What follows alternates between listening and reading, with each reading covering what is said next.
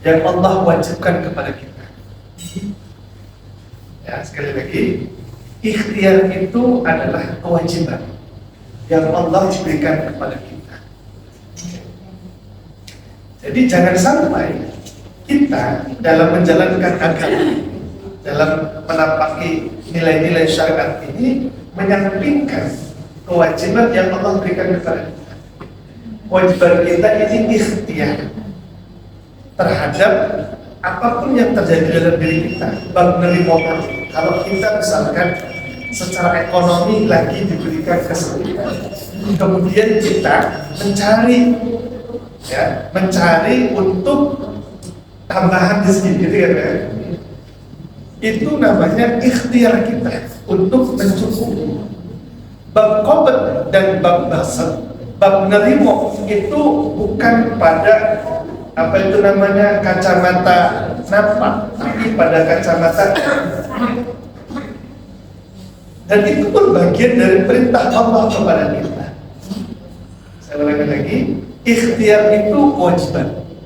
Dohirnya. Ikhtiar itu kewajiban. Itu mau nggak mau kita harus ikhtiar. Jangan malah berdosa kalau kita sempit nggak berikhtiar. Kenapa berdosa? Karena ikhtiar itu adalah satu dari perintah Allah kepada kita. Bagaimana dengan konsep menerima? Orang menerima itu bukan berarti duduk lapang manis apapun yang terjadi pasrah kepada Allah. Bukan itu. Orang yang menerima itu adalah dia menerima apa yang menjadi ketentuan Allah dengan tidak mengabaikan perintah Allah yang lain. Saya ulangi lagi, orang yang disebut menerima itu adalah orang yang menerima ketentuan, memasrahkan ketentuan Allah dalam diri kita tanpa mengabaikan perintah Allah yang lain. Contoh, saya mau udahlah hidup begini-gini aja lah, nerima apa kata Gusti Allah. Itu kalimat itu nampaknya benar, tapi salah dalam pandangan saya. Kok hidup mah saya mah begini-gini aja lah, nerima apa ketentuan Allah.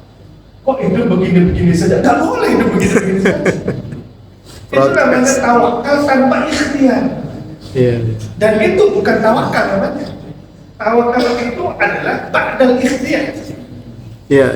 Konsep tawakal itu ikhtiar baru tawakal.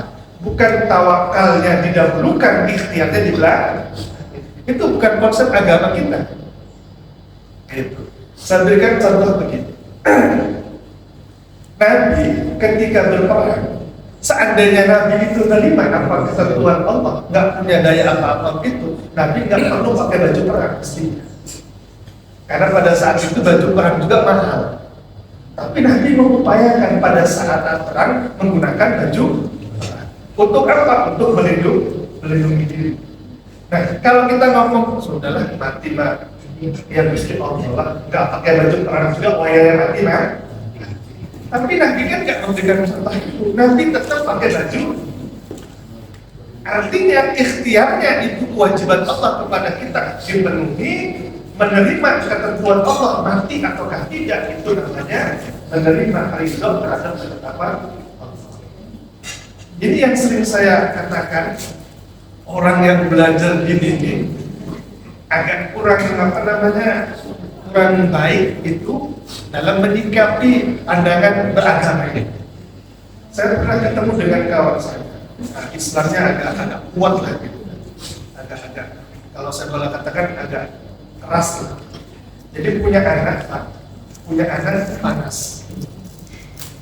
Dia ngomong ke saya ini anak saya panas. Semalam saya berantem sama istri saya. Kenapa berantem? Anak saya panas. Sudah saya kasih bawang gitu ya. Jadi ternyata malam hari panas masih dingin. Saya bacakan ayat Al-Quran. Karena Quran itu kan syifa, obat. Ternyata sampai subuh masih panas. Sehingga istrinya kencang sekali supaya dibawa ke rumah. Tapi saya tuh kalau mati anak saya syahid. Saya istighfar waktu itu. Saya istighfar dengan ungkapan seperti itu. Kalau nanti anak saya sakit, mati dalam kondisi sakit, karena Allah yang memberikan sakit. Kelihatannya benar ini beragama, pandangannya benar, tapi salah. Ini satu. Sama kayak tadi, nerima sakit tanpa ada ikhtiar itu namanya menyalahi perintah Allah. Apa itu? Kewajiban ikhtiar. Kewajiban ikhtiar dilakukan, nerima. Kalau sembuh, alhamdulillah. Nggak sembuh, tetap nerima. Tapi ikhtiar nggak boleh ditinggalkan. Kita hidup miskin, nerima kemiskinan kita dengan tanpa ikhtiar, ya itu namanya nggak cerdas. Masa nggak punya duit, nggak kerja. Tapi pengen hidup enak, pengen berubah, tapi nggak kerja, kan nggak salah. Maka dalam bab makom tajrid dan makom sabar pernah kita sampaikan, ada orang yang diberikan oleh Allah makom sabar. Apa itu? Makom di mana kita ada kewajiban untuk melakukan sabar musabah. Kalau kita lapar, makan lontong dan istilahnya. Sudah lewat. Iya, ini sabar musabah. Kita lapar mesti makan. Jangan mengandalkan Allah itu yang memberikan kekenyangan dan kelaparan. Nggak ada ikhtiar untuk makan. Kalau kita sakit, ya mesti berobat. Jangan nunggu Allah menyembuhkan kita, karena kita ditempatkan oleh Allah di makam sabar musabah. Ada sebab akibat. Kalau makan kenyang, kalau berobat sembuh. Ini jangan ditinggalkan, karena ini adalah bagian dari perintah Allah kepada kita. Hasil dari kewajiban Allah kepada kita itu adalah menerima. Nerima apa? Apakah sembuh atau tidak, kita nerima. Nah itu dibalik. Gitu ya Pak? Saya berikan contoh yang sederhana. Kita ini masih tertutup dengan jiwa kita. Bapak-bapak, ibu-ibu, kalau ibadah, ingin nerima ibadahnya diterima Allah. Padahal diterima ataukah tidak ibadah kita, itu bukan urusan kita.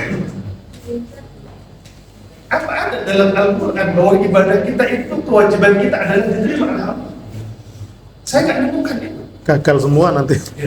Yang disebutkan oleh Al-Quran itu adalah alladzina yu'minuna, orang-orang yang beriman. Apalagi wa ya'maluna shalihan, dan juga beramal saleh. Kalau dalam surat Al-Asr itu innal insana lafi khusrin illa alladzina amanu wa 'amilus shalihat. Tugas kita itu beriman dan beramal saleh. Tugas kita itu beriman dan beramal saleh. Diterima ataukah tidak amal kebaikan kita, itu bukan urusan kita. Tugas kita itu beriman dan beramal saleh. Makanya kenapa ibadah kita ini kok agak kurang mantep? Karena mikirin sah atau enggak sah, diterima atau enggak, baik atau enggak. Padahal nggak usah dipikirin. Tugas kita ibadah, amal soleh kepada Allah.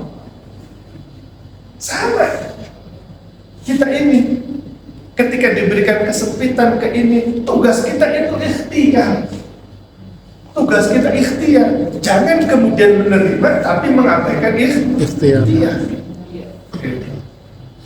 Jangan mengedepankan ridhonya tapi mengabaikan ikhtiar. Ini namanya dalam bahasa Al-Quran yu'minuna bi ba'd wa yakfuruna bi ba'd. Beriman terhadap sebagian firman Allah tapi ingkar terhadap sebagian firman Allah.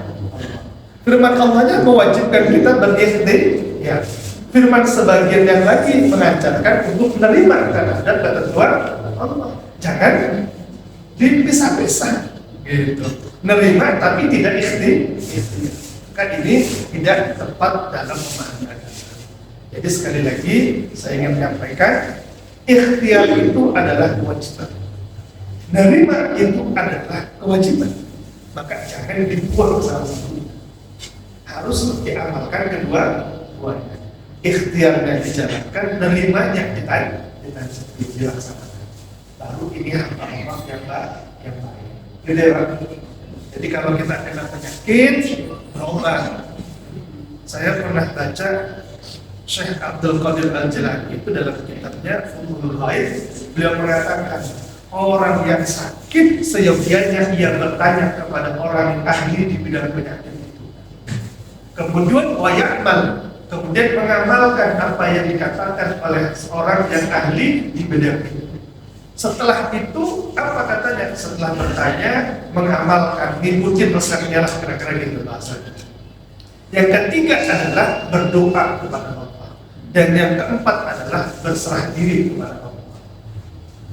Itu sekelasnya Syekh Abdul Qadir Al-Jilani yang disebut dengan Futuhul Wais, ya, wali dari segala Raja wali. itu saja punya konsep begitu. Kalau sakit ya berdoa, nggak ngomong zikirnya ini ya syifa, nggak ngomong gitu. Dibaca Quran nih ayatnya ini dibaca insya Allah sembuh, nggak gitu. Tapi kata beliau datang ke orang yang ahli di bidang penyakit. Begitu ya Pak? Memang apa yang namanya belajar agama ini memang unik ya. Apa namanya orang-orang ini ada yang mengedepankan nilai-nilai ketauhidannya seperti itu. Ya, kayak itu kan sebenarnya tidak salah juga, tauhidnya kan kepada Allah juga sebenarnya begitu. Cuman salah konsep dalam kondisi di diri. Pada saat itu belum pada saat Allah tempatkan di maqam tajrid, maka dia mengikuti nafsu syahwatnya, masih duduk di maqam sabab tapi lari kepada maqam tajrid. Kewajiban yang Allah berikan kepadanya adalah ikhtiar pada saat itu, bukan bertawakal. Kalau sudah ikhtiar, maka Allah pindah tempatnya. Apa itu? Namanya tajrid. Dia sudah nggak boleh ikhtiar, tapi adalah tawakal. Kalau sudah berbuat di mana-mana sampai bertahun-tahun dan di mana-mana nggak sembuh-sembuh, tugasnya di maqam tajrid. Apa itu? Tawakal sepenuhnya kepada Allah. Jadi indah memahami agama ini ketika selaras demikian. Allah alam ya Pak. Selanjutnya yang disampaikan Bapak tadi ya sudah benar. Baru mobil starter takdir. Artinya banyak yang kasih kemudahan, kasih ini, tapi sebenarnya dia sempit. Karena apa? Ya dia bakhil, dia marah-marah, dia gerutu, dia sempit sebenarnya. Bahkan kelihatan mata kita dia lapang. Maksudnya gitu. Iya, betul. Jadi kalau dalam syarahnya yang lain itu makna al-qabd atau al-basat itu sempit itu bukan hanya sempit secara zahir, ya, sempit batin, ya. Sempit batin. Ya, mohon maaf, ini secara ekonomi kurang, nggak mau sholat, nggak mau ngaji. Oh ini sempit zahiran wa batinan. Ya gitu Pak, ada orang yang sempit secara zahir saja. Apa itu? Secara ekonomi sempit, tapi secara batin dia lapang. Apa itu? Mudah ibadah.